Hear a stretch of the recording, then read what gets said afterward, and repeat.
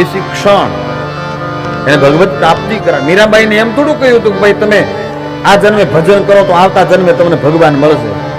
એ મીરા તું ભજન કર, તને પરમાત્માની પ્રાપ્તિ થશે. અરે સબરીબાઈને પણ કહ્યું કે તું આ મંત્ર જપ્યા કર, તારા આંગણે એક દિવસ મારો રામ આવશે ને રામને આંગણે આવવું પડ્યું. એ જન્મમાં એને ભગવાનની પ્રાપ્તિ થઈ ગઈ.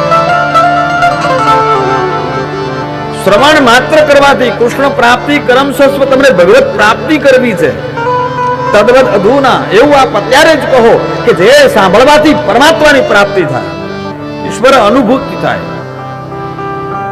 અને મહારાજ પ્રશ્ન એટલા માટે કરીએ છીએ કેમ, કદાચ સ્વર્ગનો રાજા ઇન્દ્ર પ્રસન્ન થઈ જાય તો એનો સ્વર્ગ આપી દે. ચિંતામણી કદાચ હસ્તગત આવી જાય તો હાથમાં રહેલો ચિંતામણી અને એમાં આપણે મનમાં જે ચિંતન કરીએ ને એ પદાર્થની પ્રાપ્તિ કરાવે. પણ મહારાજ પ્રચ્છતિ ગુરુ પ્રીતો,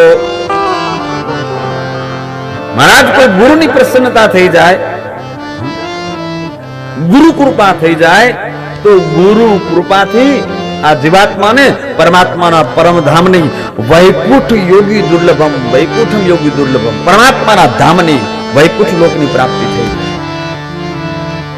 જો કોઈ ગુરુ કૃપા થઈ જાય, કેટલી મોટી વાત કરી છે આમાં. જુઓ, પ્રશ્ન કર્યા પણ પ્રશ્ન કરતાની સાથે સંપૂર્ણ શરણાગત ભાવ અહીંયા વાત આવી છે. મારો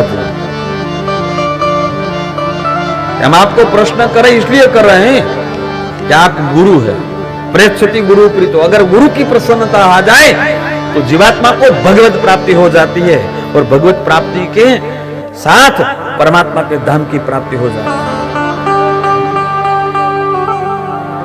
यानी कि प्रश्ननी साथे लक्ष्य पण बतावी दीधुं.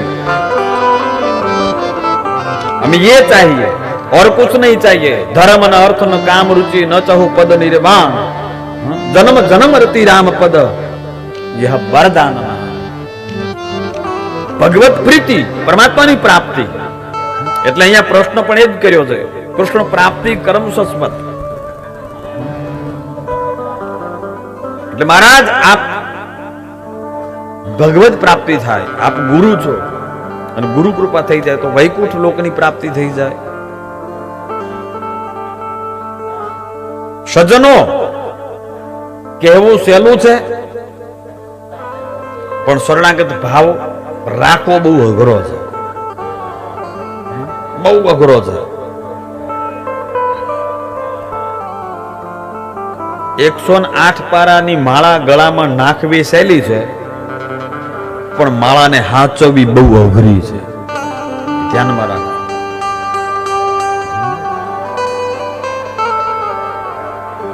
સદગુરુના શરણમાં સદાય શરણાગત ભાવથી રહેવું બહુ અઘરી વસ્તુ છે. પણ હા, જે જે શરણાગત ભાવને સ્વીકારી ગયા ને સાહેબ, એનો બેડો પાર થઈ ગયો છે. ધ્યાનમાં રાખજો.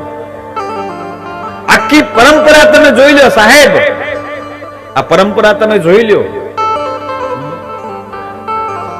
રવિભાણ સંપ્રદાયની પરંપરામાં એક એક સંતને તમે જોઈ લો, એક એક સંતે શરણાગત ભાવથી ભજન કર્યું છે, ગુરુ કૃપાથી ભજન કર્યું છે.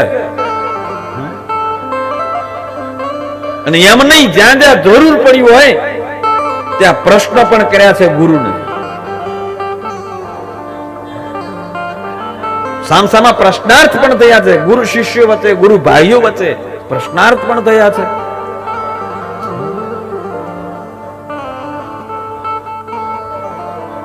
પણ શરણાગત ભાવ જેના જીવનમાં આવી ગયો ને એનો બેડો પાર થઈ ગયો.